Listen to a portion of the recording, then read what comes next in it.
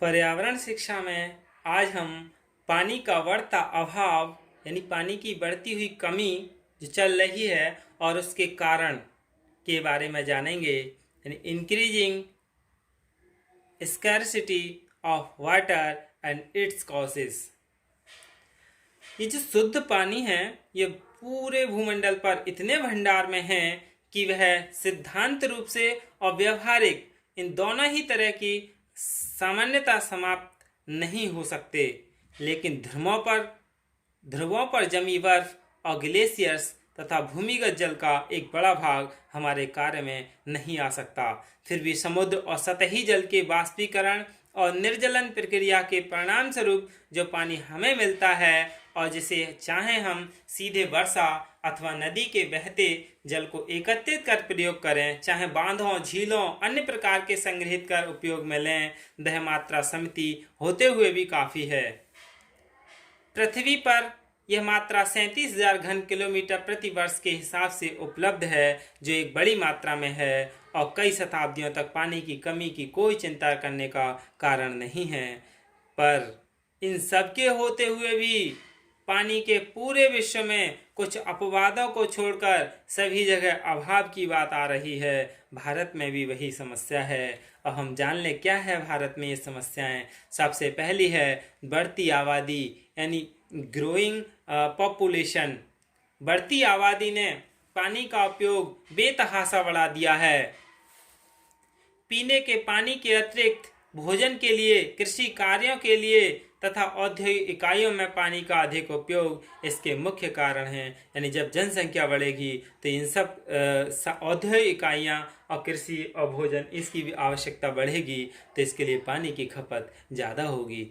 दूसरा है पानी का असमान वितरण यानी अनइवन वाटर डिस्ट्रीब्यूशन।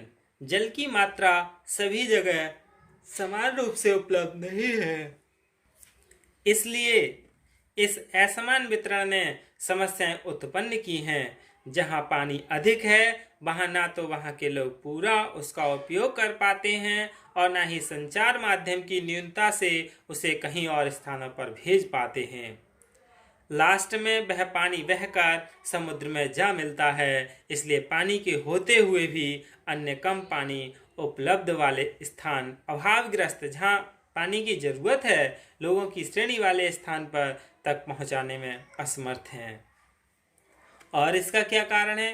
बांधों तथा एनीकटों का निर्माण यानी कंस्ट्रक्शन ऑफ डैम्स एंड एनीकट्स। पानी की उपलब्धि वर्ष भर अबाध गति से होती रहे, इसलिए शुद्धता प्राप्ति के बाद देश में बांधों के निर्माण का सिलसिला शुरू हुआ। बड़े बड़े जंगल साफ कर बांध बनाए गए और फिर नदियों के पानी को इनमें संग्रहित करने का प्रयास किया गया।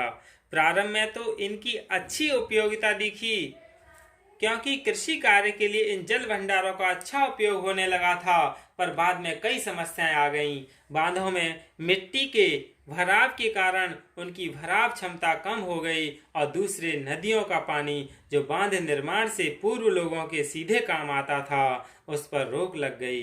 बांध अब यदा कदा यानी जब कभी टूटने भी लगे और पानी के इस भंडार ने विनाश लीला भी मचाई और पानी के बह जाने के कारण ये उतने उपयोग में भी नहीं आ पाए।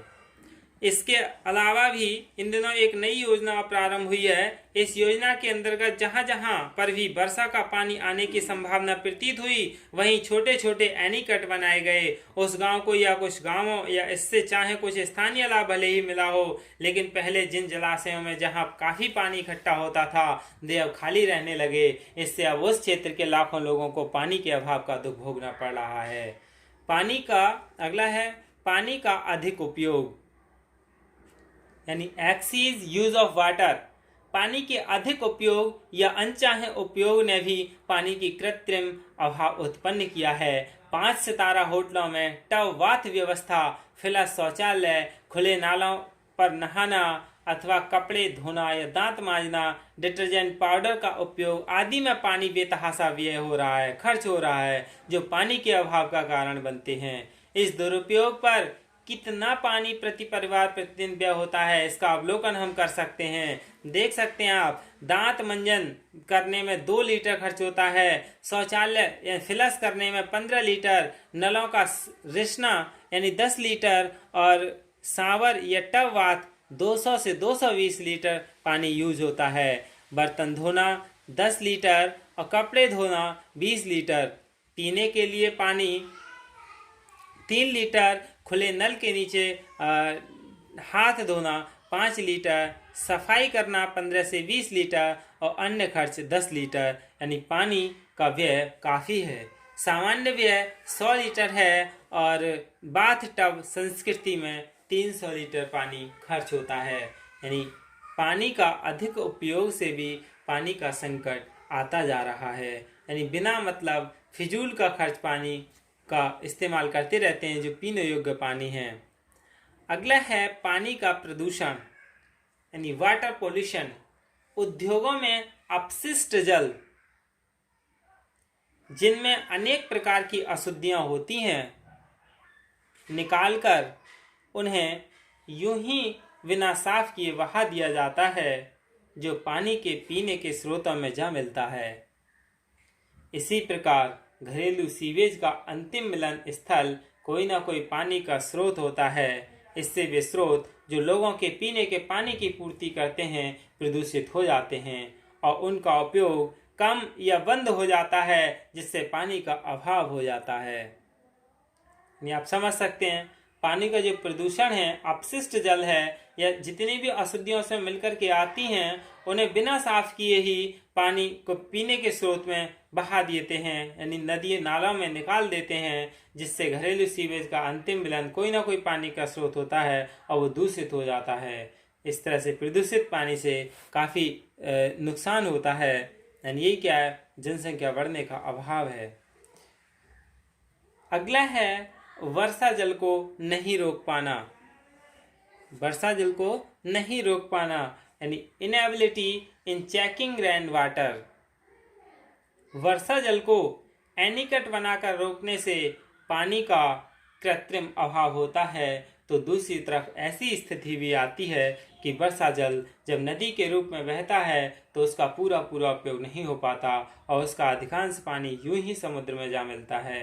यदि इस पानी को ऐसे स्थानों पर पहुंचाया जा सकता हो जहां पानी का अभाव है तो दोनों ही समस्याएं सुलझ सकती हैं। इसके लिए कई बार राष्ट्रीय स्तर पर प्रयास भी हुए हैं पर कोई निश्चित व्यवहारिक योजना तय नहीं हो सकी है। यानी वर्षा जल को नहीं रोक पाए हैं क्योंकि हमारे देश की यहाँ जो व्यवस्थाएं हैं वह बहुत लचीली हैं और अभी तक इस तरह का बढ़ती जनसंख्या पर कोई नियंत्रण नहीं पाया जा सका और पानी का अभाव बढ़ता जा रहा है।